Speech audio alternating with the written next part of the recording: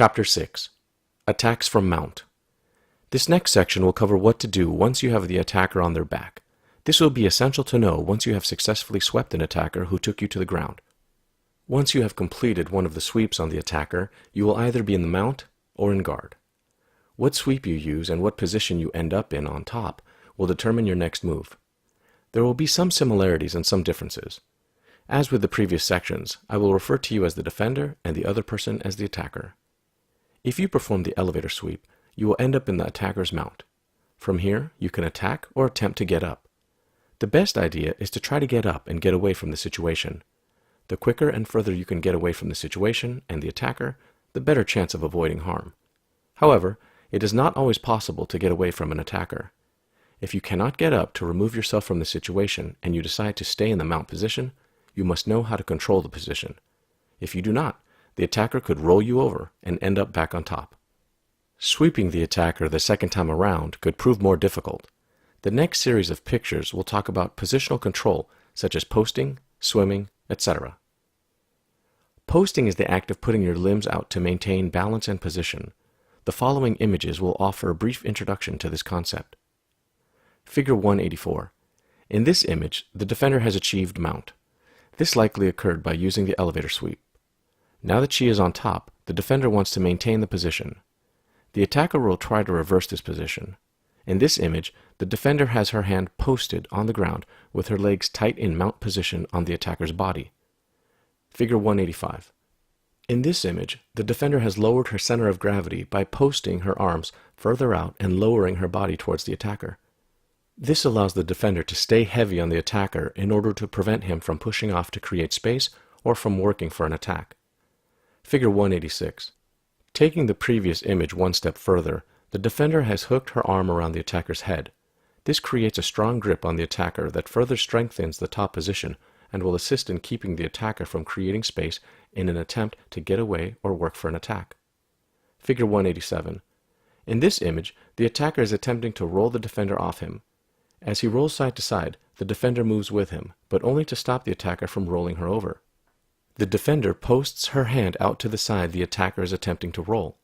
She pushes her knee into the ground on the same side. This gives the defender two posts on the side that the attacker is trying to roll her. She hooks his opposite leg with her opposite leg so that he cannot scoot out the opposite side. Figure 188. The attacker now rolls to the opposite side attempting to roll. The defender uses the same technique to defend the roll. Do this as many times as necessary until the attacker tires of trying or runs out of energy. Low swim. Figure 189. Once the attacker sees that he cannot roll the defender due to her posting ability, he or she will look to free themselves in another way. Whether the attacker is skilled in Jitsu or not, they may realize the need to trap the arm to get out of the bottom position. Figure 190. The attacker attempts to trap the arm. The attacker may use a variety of techniques to do this. Figure 191. The defender rotates her arm at the elbow. She brings the arm to the inside, which is away from the attacker's arm. She does not bring her elbow toward the body. This gives the attacker the attempt to trap the arm next to the body. Figure 192. The defender finishes the rotation and places the arm on the mat. Do this for either arm. High swim. Figure 193. The high swim is a defense to the attacker trying to push you off them in order to create space. The attacker may create space in an attempt to escape, to initiate an attack, or in an attempt to keep the defender from attacking. Figure 194. The defender moves her left arm to the inside of the attacker's right arm. The goal here is to snake the arm to the inside and guide it toward the floor. She is not attempting to force the attacker's arm by sheer muscle. Instead, she is guiding the attacker's arm out of the way by forcing her arm and shoulder through the space between the attacker's arm. Figure 195. The defender has now placed the arm she snaked onto the floor. She is based out with this hand. The defender begins to snake her opposite arm through the attacker's other arm. Figure 196. The defender has now placed both hands in base on the ground. She is high in this position. Figure 197. The defender came through high in the previous image. She alternatively can snake her arms through into a wider base and come in low. This gets the defender into a lower center of gravity to end in a heavier position on the attacker and stop the attacker from attempting to push off again. Americana from mount. Figure 198. The Americana is another common submission in Jiu-Jitsu. Notice the placement of the elbow against the head of the attacker. The defender has a hold of the attacker's wrist. Figure 199. The defender reaches his hand under the attacker's arm. Figure 200. The defender grabs his wrist. Figure 201. The defender now draws his hand back in a type of brushing motion in the direction of the arrow. As he does, he lifts the attacker's arm and rotates the shoulder.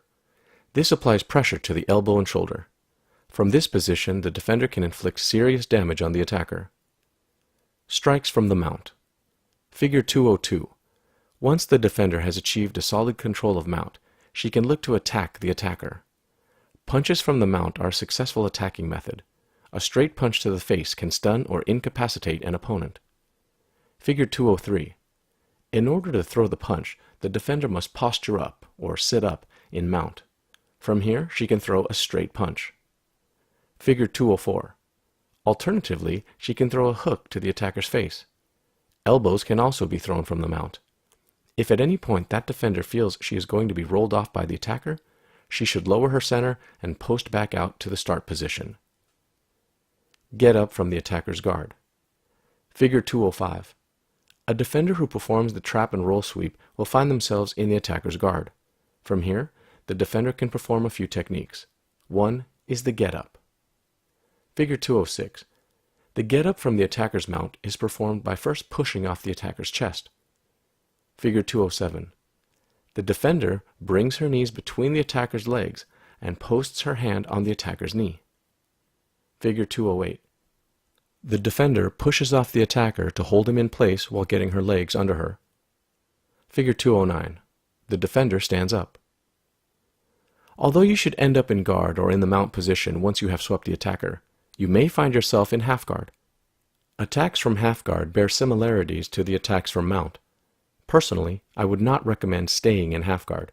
I would recommend passing into side control or mount. However, you may find yourself in half guard. Strikes can be thrown from half guard and submissions can be attempted. A punch or elbow can be thrown. The Americana choke can be applied as well. To pass from this position, you must pull the leg free from the attacker's leg grip, then slide the knee upward and allow the leg to slide across the attacker's belly and to the outside of their body. This will give you mount. There are more details for this position, but due to the constraints for this manual, we will stop here for now. A quick review. In this section you have learned 1. What attacking from mount means. 2. How to control top position. 3. How to do the low swim and high swim. 4. How to strike from mount. 5. How to do the Americana from mount. 6. How to get up from an opponent's guard.